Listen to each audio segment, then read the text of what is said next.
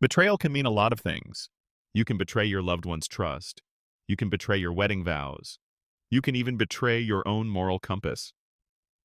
But it is the truly depraved who can betray all three and simply go about their life as though they have done absolutely nothing wrong. I am afraid there are people like this all around us.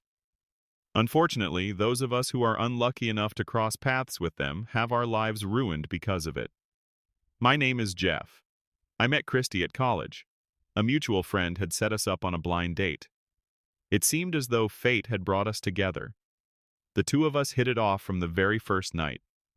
Soon there was a second date, then a third, and a fourth. Within a year, we had moved in together. After graduation, I asked Christy to marry me, and we got married standing on a white sandy beach in Jamaica. Life for both of us was very busy. I had just started working for a large engineering firm, and Christy had begun her nursing career. Although we were both deeply focused on our careers, we always made time for each other. Weekly date nights, one weekend road trip a month, and a big vacation every year. That was the life we had built together, at least until Christy got pregnant with our first child, a little girl we named Dawn. Vacations and monthly road trips got replaced with family outings.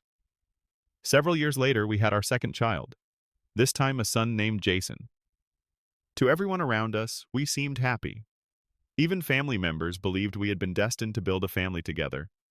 But like all good things, it can and will take a turn. For us, that turn came in the form of a trip to the hospital following a car accident. Christy had been struck by a large truck, with Dawn in the back seat. I received the call at work and left immediately to be with my wife and daughter. I first checked in on Christy to make sure she was all right, then headed up to the pediatric ward to check on Dawn. My daughter was also all right, just with more cuts and bruises than her mother. While I was sitting with Dawn, a nurse came in to draw some blood. Being the involved parent that I am, I asked what they were testing. The nurse said the laboratory had requested a redraw on Dawn's blood specimen to recheck the results. This struck me as odd, and I asked what specifically was being rechecked. The nurse replied that they were rechecking Dawn's blood type. A significant alarm went off in my head. I asked the nurse to step out into the hallway and speak with me privately. Upon further questioning, she told me that Dawn's blood type had come back as B positive. Now, I am no medical professional, but I do remember enough about blood type genetics to know what that means. I know for a fact that I am O positive and that my wife is A positive. It is an absolute biological impossibility for a child of ours to have a B positive blood type. I allowed the recheck to proceed and requested a copy of the results. With my heart pounding, I returned to Dawn's room and sat with her until she fell asleep. Just as I was about to head back downstairs to my wife, the nurse returned and handed me copies of all of Dawn's blood work. Sure enough, the recheck confirmed B positive. I then asked why the blood bank had originally requested the retype. The nurse explained that Christy had told the emergency room staff that she was A positive and that her husband was O positive. And when the team thought they might need to take Dawn into surgery, the blood type discrepancy had flagged immediately. I thanked her and went downstairs. Over the course of the following week, I set several things in motion. First, I collected hair samples from both Dawn and Jason, along with a sample of my own DNA, and sent everything off to be tested for paternity. I paid a significant sum to have the testing expedited and had the results sent to my business address. I also consulted with an attorney about what I had discovered at the hospital. After several hours of discussion, he had enough information to have divorce paperwork drawn up and made ready to file. 7 days later, I received the test results. Opening that envelope was the hardest thing I have ever had to do. Upon reading it, the laboratory had determined that there was a 0.00% chance that I was the biological father of either of my children. And if that were not enough, the results also showed that Dawn and Jason did not even share the same biological father. Needless to say, my entire world came crashing down around me. Not only had Christy been unfaithful, apparently there had been multiple different men involved. Allowing me to believe for years that Dawn and Jason were mine was the cruelest thing of all. Christy had not just burned a bridge with me. She had completely and utterly destroyed it. After regaining some composure, I immediately sent a copy of the paternity results to my attorney. Christy had returned to work and was starting a stretch of 3 back-to-back 12-hour shifts. I took a few days off from work and set about following my attorney's advice. First, I opened a new bank account and redirected my direct deposit to the new account. Then, I withdrew half of all the money from our joint accounts and closed all of our joint credit cards. I also secured a small apartment close to work and began moving my clothes and personal belongings there. The house was going to be more complicated, but my attorney assured me it would be sorted out through the divorce proceedings. The hardest part of all of it was the children. I loved them deeply, but legally they were not mine, and I would not be entitled to visitation rights since I was not their biological father. In fact, there was a strong possibility I would never see them again. As much as that devastated me, I could not allow it to override the betrayal that Christy had inflicted upon me. On the day Christy was due to finish her shifts, I asked her mother to take the children for the evening, telling her I had a surprise in store for Christy when she got home.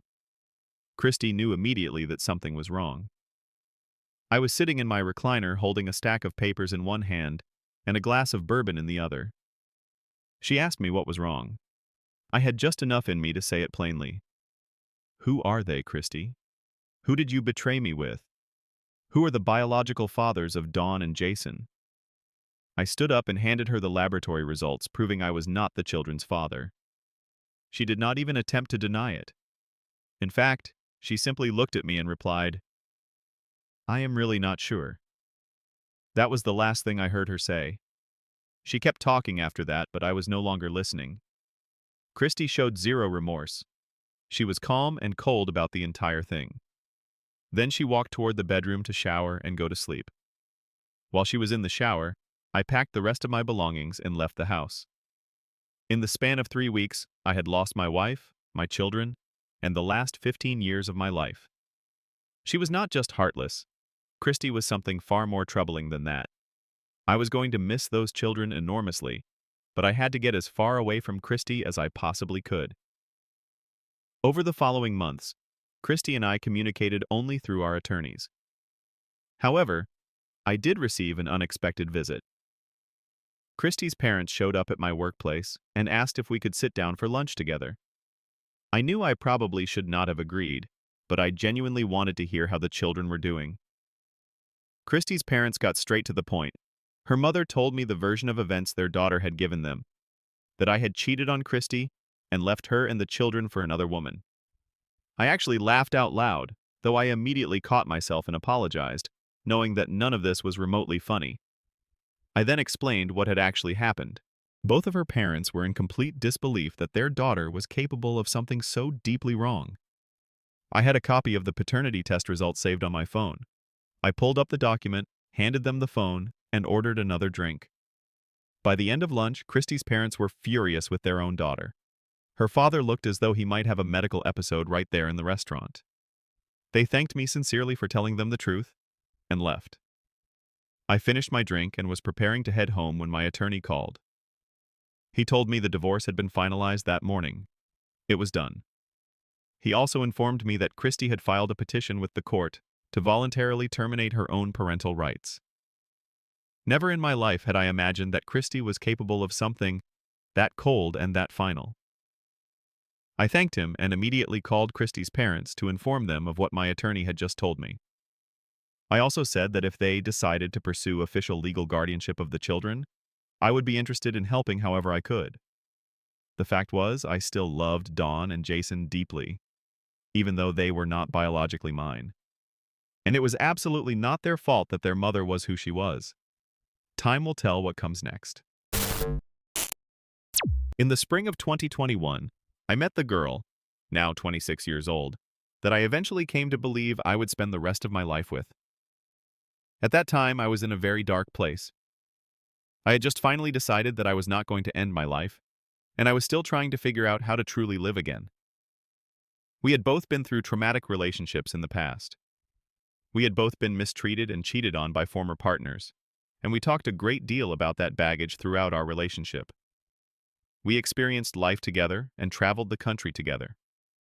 Then, after 2 years as a couple, while struggling to find work after graduating college, we decided to move in with my parents.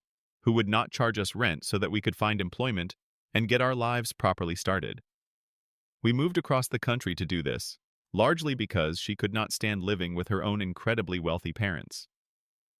Her father was a formally diagnosed narcissist who did not like me, and I have to say that feeling was entirely mutual. Once we moved in with my parents, we settled into my old bedroom. She immediately took over the entire space and rearranged everything to her liking. I did not mind at all. I have never been particularly interested in decorating, and I genuinely did not care how the room was arranged. Eventually, I ended up finishing half of my parents' basement so that I could have my own separate space, because she was unable to sleep if I was still awake and active in the room, and I tend to be more of a night owl. She had an easier time finding work than I did, as her resume was considerably more developed than mine. I struggled to even receive a callback, let alone land an interview. But she never stuck with any of the jobs she managed to get for more than a couple of months at a time. Throughout this period, she was frequently critical of me and my inability to find stable employment. Eventually, between that ongoing tension and the friction that had been developing between us more generally, she decided that she no longer wanted to live with my parents and me. She announced she was moving back in with her own parents. She was noticeably vague, however, about what the future of our relationship might look like once she left. After she left, we stayed in touch. About 2 months later, she called and asked if I would come to her family reunion being held in another state. I agreed. I went, met her entire extended family, and was included in family photographs. Then, within a week of my returning home, she called again to ask if she could move back in with my parents and me. I said yes. She explained that her father had sold her on the idea of bringing her into the family business, buying her a house, and essentially doing what wealthy parents sometimes do, setting their child up for a comfortable start. But he had pulled that offer away almost immediately after she moved back in with them, and had quickly reverted to his usual behavior. I asked her directly about her commitment to our relationship, since the way she had left things had genuinely made me question where we stood. She assured me that leaving had been a mistake. She moved back in. She found work at a local cafe, but she was carrying thousands of dollars in credit card debt and was struggling to keep up with her car payments. My parents, not wealthy by any measure, just retired working-class people, agreed to give her the money to pay off what she owed, with the understanding that she would pay them back when she was in a position to do so. Her own parents, and specifically her father, refused to help her with any of it. Her mother, despite being the accountant and co-owner of their wealth management firm, had essentially no control over their finances. Her father's response, which she quoted to me directly, was that the money was doing more good in the stock market. As time went on, we began talking more seriously about the future. We agreed that we wanted to spend our lives together and eventually get married. She was visibly excited about this. At one point, she even began telling people in my life about our plans before we had made anything official between us. Then something unexpected happened to me. After living as an atheist for most of my life, I found my way to faith. I will not go into the full details of how that unfolded, but it was a gradual process that took years. Until one day I finally reached out by email to the priest of a local church, arranged a meeting, and began the process of learning what it meant to be a Christian. She, despite referring to herself as a Christian and being the only person of faith in my immediate circle at the time, was the only person in my life who was openly hostile toward this change in me. That was genuinely bewildering to me, especially since she had never had any issue with my atheism. I did not impose anything on her. I attended church on Sundays and worked on getting my life into a better order. Occasionally, I would invite her along, already knowing she would decline, but simply wanting her to understand that I had no intention of excluding her from that part of my life. On the few occasions when we did try to discuss spiritual matters, it would turn into an argument, even though she was never able to clearly articulate what exactly it was that she believed. She only ever expressed negative feelings about her religious upbringing, and was somehow convinced that I was a kind of heretic due to the difference in our denominational backgrounds. The last time the subject came up, she told me she never wanted to discuss it again. I respected that completely and let it go, Eventually, I found a job, manual labor, 10-hour days, 6 days a week, with Sundays off. The pay was solid, and I began setting money aside toward an engagement ring. Around the same time, she decided to go back to school at a local state university to pursue a second degree. By the time she had committed to this plan, she was already thousands of dollars in debt again and had not yet paid back anything to my parents. She was working only twice a week for a few hours at an ice cream shop. Despite all of that, she was accepted into the degree program, received some scholarships and financial aid, and began classes the previous August. After less than 2 months of being enrolled, she began coming home late. Her explanations were that she was studying or spending time with new friends from school. This continued for a while.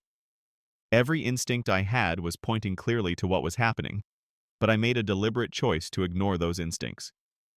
I had come to trust her so completely that, even as obvious as it was in hindsight, I genuinely convinced myself there was no way she would cheat on me.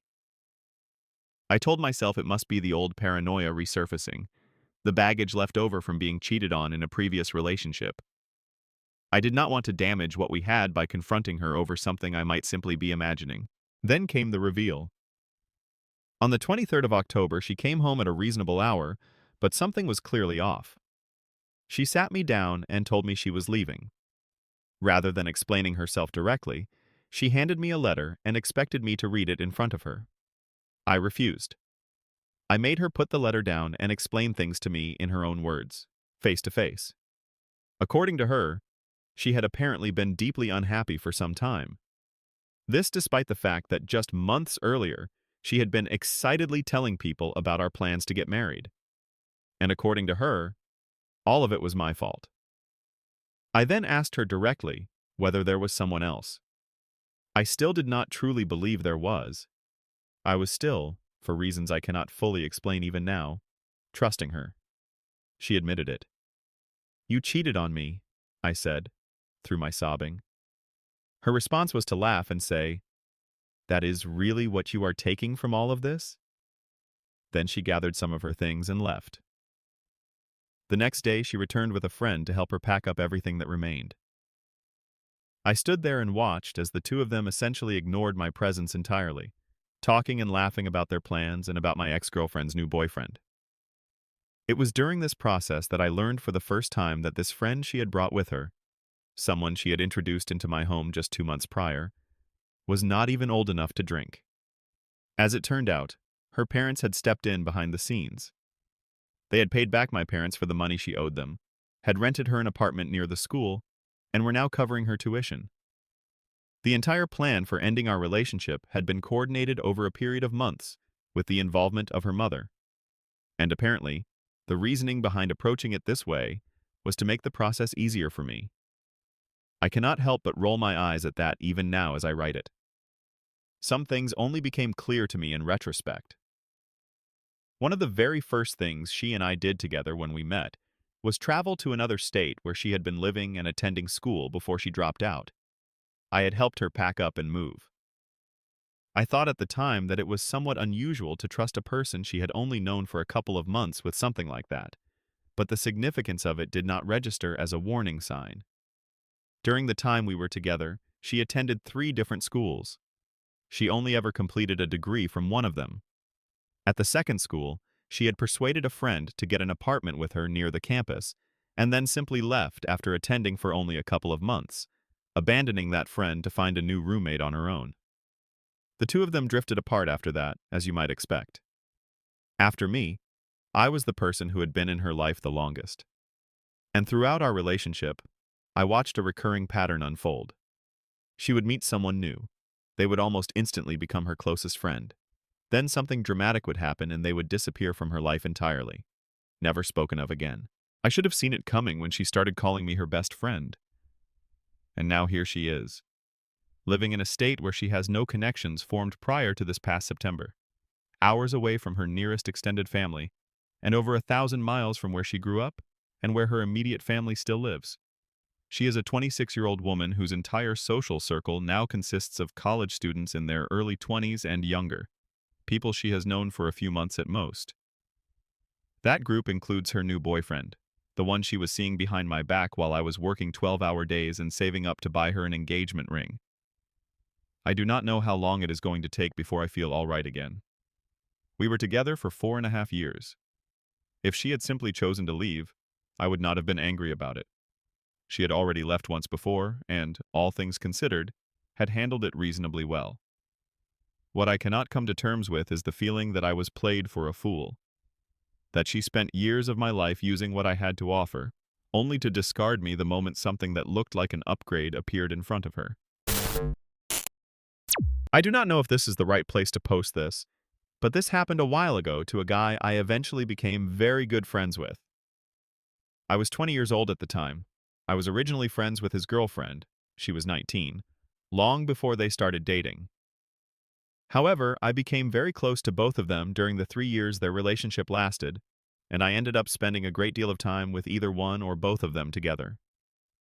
He, I will call him Mark, and he was 24 at the time, knew he never had to worry about his girlfriend being alone with me, because I am gay. But because of this unique position I found myself in, where I eventually became equally close to both parties, I had the unusual opportunity to witness both sides of the story when everything fell apart. When the girl, I will call her Alexis, started going behind Mark's back, this kind of behavior was nothing new for her. I had known this girl since we were children, as she grew up just a few houses away from me. Because of that long history, I had many opportunities to observe how she behaved in her relationships.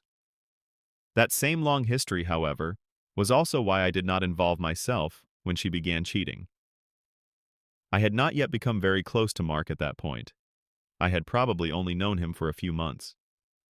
But because Alexis knew I could keep my mouth shut, she pretty much told me everything. On many occasions, I even got to witness things for myself firsthand. I do not necessarily mean I was in the same room watching things unfold, although that did happen on a few occasions too. More often, I would be in the same building or just outside, fully aware of what she was inside doing, knowing that the only reason she had brought me along to some unfamiliar location was so she could meet one of her other partners.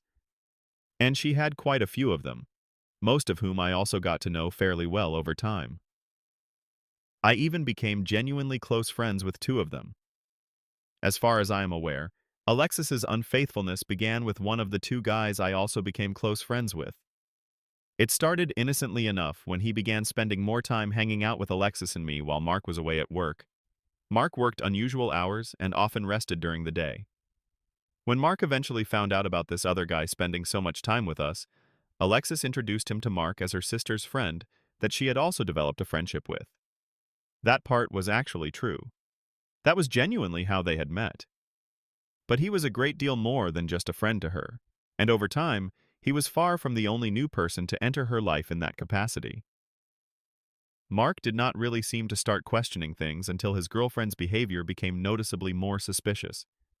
She would suddenly disappear for long stretches of time, giving him whatever excuse she could come up with in the moment.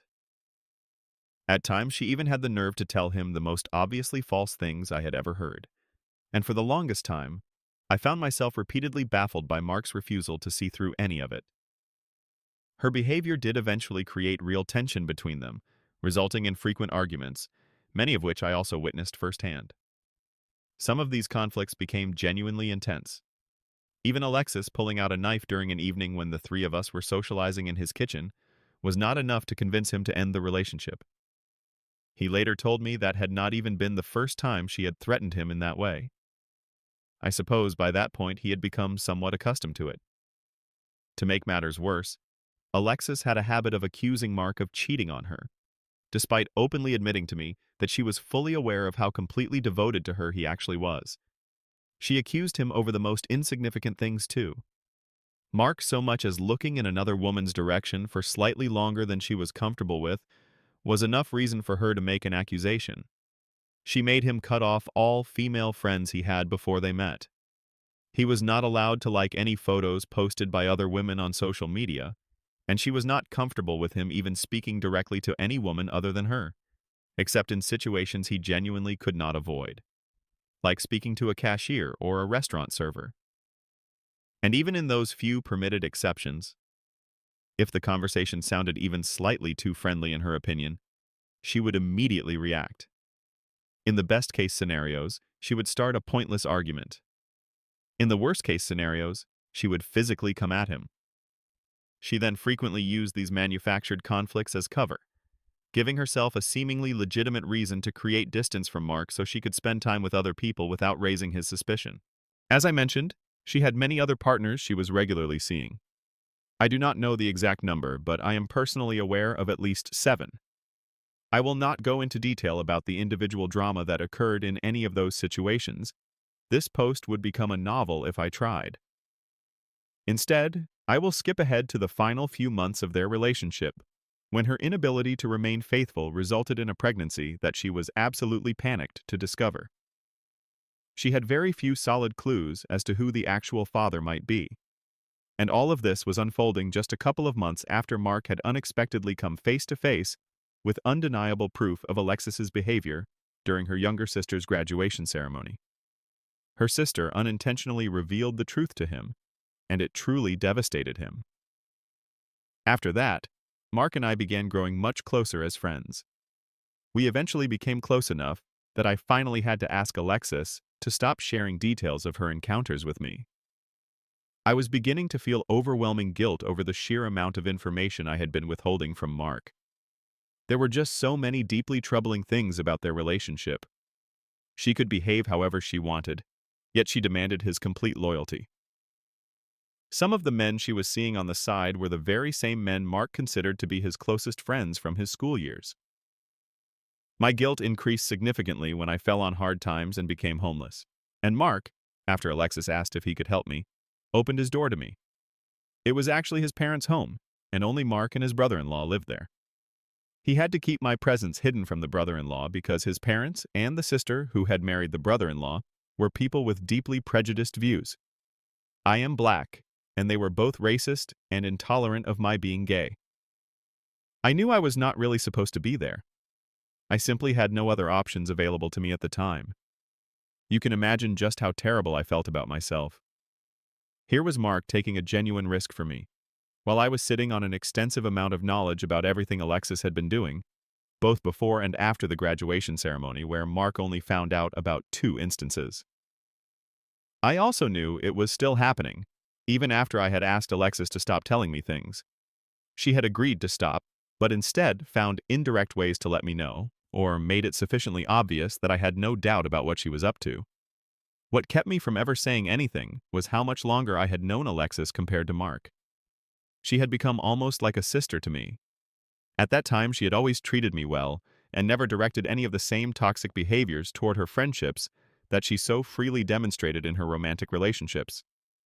That has since changed, which is part of the reason I'm even writing this now. But back then, as I grew closer to Mark, being essentially her only true confidant was becoming an increasingly difficult role to carry. The weight of holding a constantly growing list of all her betrayals was becoming more than I could bear. I thought I had made that clear to her when I asked to be left in the dark going forward.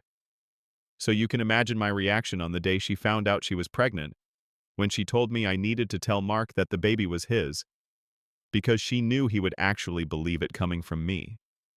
She did not just want Mark to be the father, she needed it to be him. Because by every measure she was applying, he was the best possible candidate among everyone she had been involved with. Yes, Mark still lived in his parents' home, but that was by choice, not out of necessity. He had a stable job and income, and he was still genuinely trying to make things work with her, even after learning she had been with multiple other people. But above all else, what truly appealed to her was the fact that Mark's family had money. The other potential fathers all had serious problems that Mark simply did not have. Some were equally unfaithful. Others were struggling financially. A few had substance abuse issues. Some had criminal records. One was underage. She was not looking for any of that in a father for her child. She genuinely expected me to lie to his face about something that would have altered the entire course of his life. I could not believe how far she was willing to take things. She and I ended up in a heated argument over it. When I did eventually talk to Mark, I did not actually tell him anything I knew that he did not already know. I could have, but I was still deeply conflicted about the whole situation. What I did tell him was this: only sign the birth certificate after a DNA test had been performed first. He seemed uncertain about following that advice at the time. He later became very grateful that he had taken it, because as it turned out, the baby was not his. Big surprise? Or perhaps not. Their relationship eventually ended. Mark moved to another state, and the two of us lost contact for several years. I have spoken to him since, and all of this happened roughly 10 years ago now. He seems to be doing significantly better. He has repeatedly thanked me for the advice I gave him that evening, because apparently Alexis had come very close to actually manipulating him into signing 18 years of his life away. I honestly felt I at least owed him that much, both because he had helped me in my time of genuine need, and because I had known the full truth about his partner the entire time. He was always aware that I probably knew far more than I was letting on, but he also understood the uncomfortable position I had been in throughout all of it, and fortunately he never held any of it against me once everything finally came to light. I am struggling and could really use some perspective from people who have been through something similar. My girlfriend and I have been together for about 7 months. Before we started dating, she was very open about her past: childhood sexual abuse, anorexia, bulimia, severe heroin addiction in her teens and early 20s, time spent in rehabilitation, and being sober for about 4 years when we first met. She told me about things she had done during her addiction that were incredibly painful to hear. But I accepted all of it. I loved her deeply and saw her as a strong, kind, funny person who had survived an enormous amount. Our relationship felt very real and very deep. We were extremely close, talked constantly, and joked that we were basically the same person. We had the same interests, the same sense of humor, the same taste in music. It felt as though we had been perfectly made for each other. We were also very open about our individual struggles and genuinely emotionally intimate with each other. She often told me she loved me more than life itself. She also repeatedly told me how much she hated the idea of cheating, and how afraid she was that I might one day leave or betray her. About 3 months ago, she confessed that she had relapsed.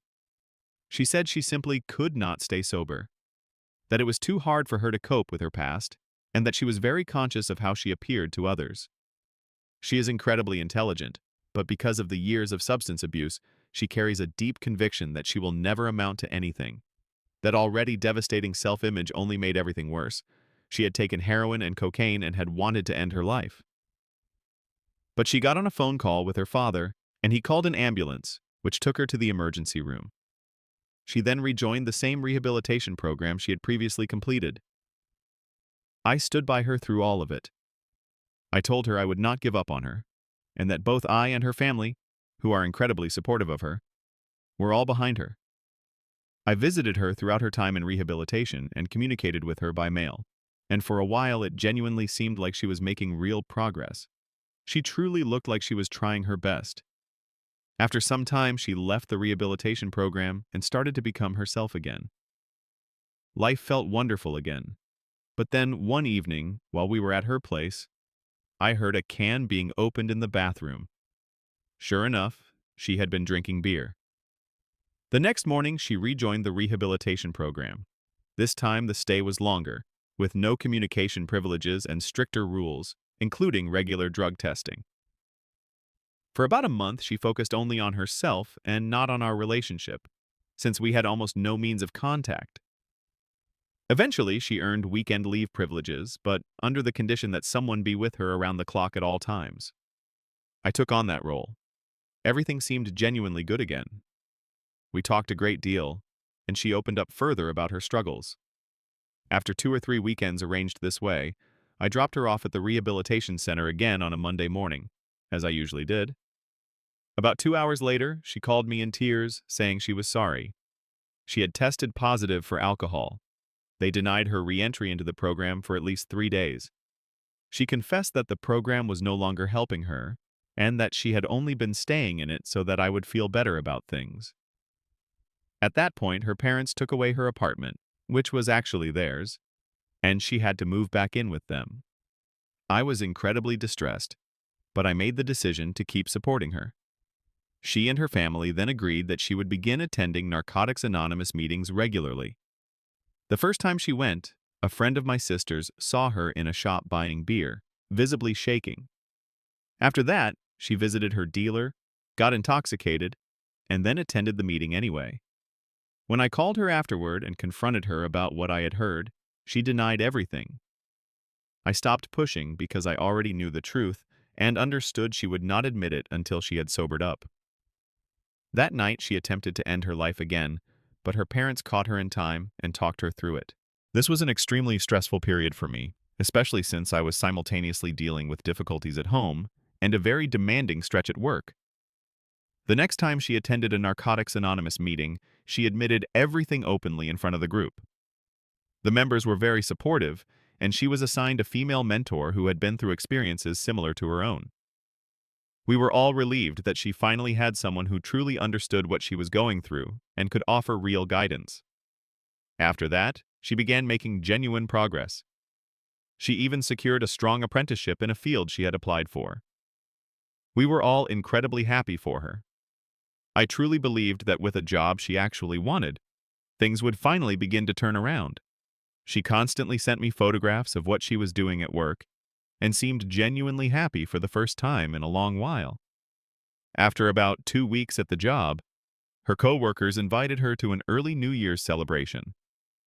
She told me she had declined the invitation. About 3 hours later, she sent me a message saying she had actually gone out for a beer with them after all.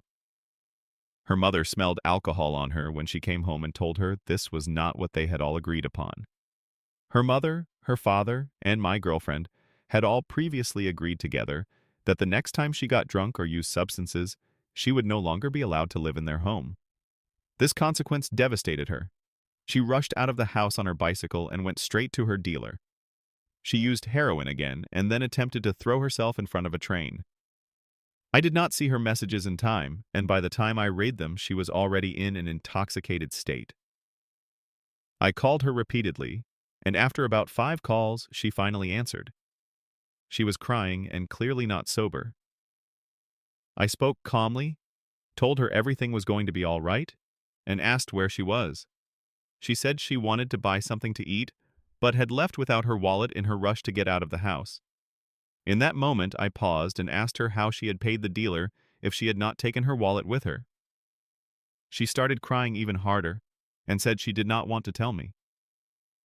I kept trying to calm her down, and eventually she confessed that she had performed oral sex in exchange for the heroin. I completely froze. It felt as though my entire world shattered in that instant. All I could think was that I wanted to stop existing. It felt like my entire body had been torn apart. I hung up the phone. At that time, I was away on a business trip, located in the middle of the ocean, which made everything feel even more hopeless and isolating than it already was. For 3 days I stayed in my room, barely able to function. She kept calling, but I did not answer. She sent countless messages and emails, saying she could not live without me, that she was deeply sorry, that she had felt she had no other choice, and that she was very sick. She says what happened was driven by desperation, intense craving, and a suicidal state of mind. She had intended to get intoxicated and then end her life, but says she could not go through with it. After 4 days of silence, I sent her a long email. I told her she was the love of my life and that she meant everything to me. I told her I was doing my best to understand what had happened through the lens of addiction psychology, but that I could not live with it, that it would be best for us to go our separate ways. I reassured her that I still supported her as a person and wished her nothing but the best, but that I could not continue with the thought of what had happened constantly replaying in my mind. She has been deeply remorseful since then. She is overwhelmed with guilt, cries constantly, and says she still loves me deeply, but understands if I need to step away to take care of myself. Her parents are very supportive and speak with me daily. They are aware of how difficult this is for me and try to help as much as they possibly can. I am completely torn. On one hand, I do understand addiction. I understand desperation, relapse, and self-destructive behavior. Intellectually, I know what happened was not about me, or about any desire for someone else. I still love her and miss her terribly. On the other hand, I am deeply traumatized. I have intrusive mental images of what happened that I cannot control, even though I was not there and do not know the specific details.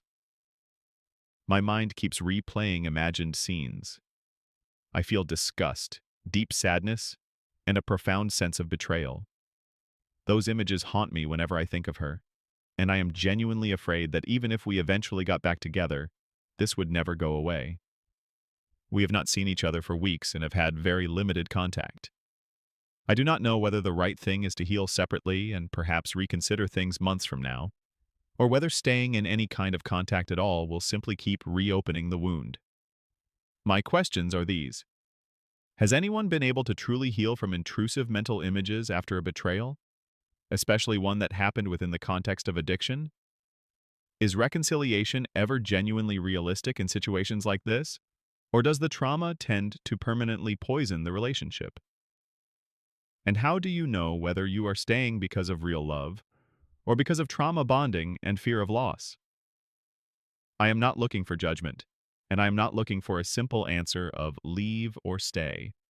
I just feel completely lost, and I would genuinely appreciate hearing from people who understand this kind of pain.